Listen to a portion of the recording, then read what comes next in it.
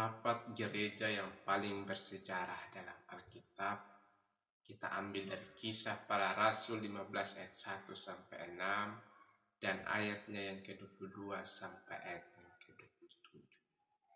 Saudara-saudara yang terkasih, pernahkah kita menghadiri rapat gereja yang rasanya seperti Perang Dunia Ketiga? Bunyi bom, tembakan pistol, dan senapan untuk menodong dan menyudutkan lawan bicara yang ada dalam rapat tersebut. Tapi tahukah kita bahwa sistem gereja kita adalah Presbyterian Synodal itu lahir dari cara gereja mula-mula menyelesaikan perdebatan yang besar? Hari ini kita akan belajar dari rapat akbar pertama dalam sejarah gereja di Kisah Para Rasul 15.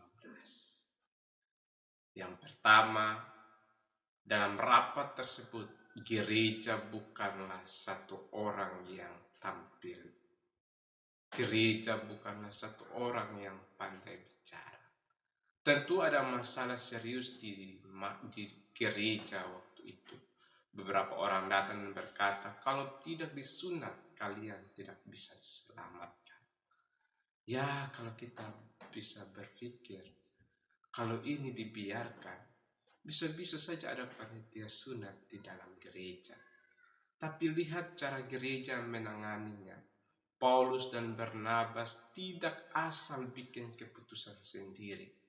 Mereka membawa masalah ini ke sidang di Yerusalem, di mana para rasul dan penatua bersama-sama berdiskusi.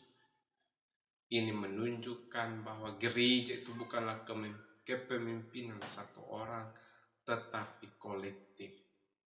Di sistem Presbyterian Synodal, keputusan gereja tidak diambil oleh satu orang saja, tapi dalam persekutuan para penatua dan hamba Tuhan.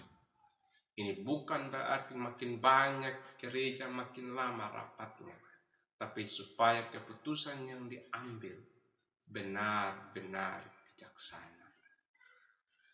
Dan kalau kita melihat hasil rapat dalam sidang ini, ada keputusan yang begitu bijaksana. Setelah sidang yang panjang, ya mungkin diselilingi makan siang dan teh hangat ataupun kopi.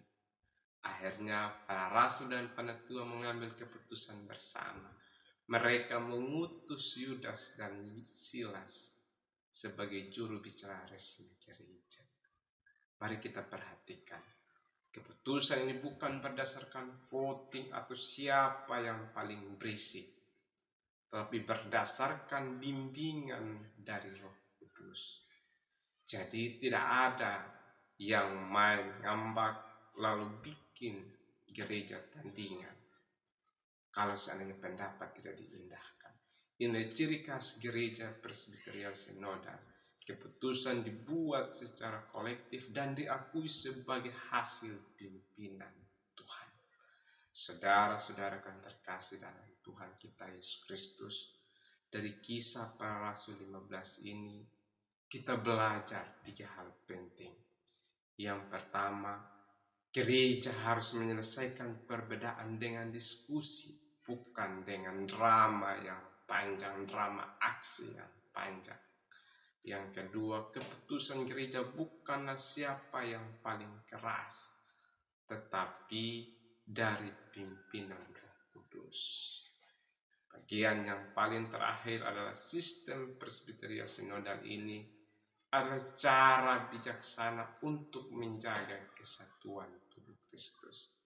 Jadi, kalau lain kali kita ikut rapat gereja, ingatlah, lebih baik diskusi yang sehat daripada debat tak berfaedah.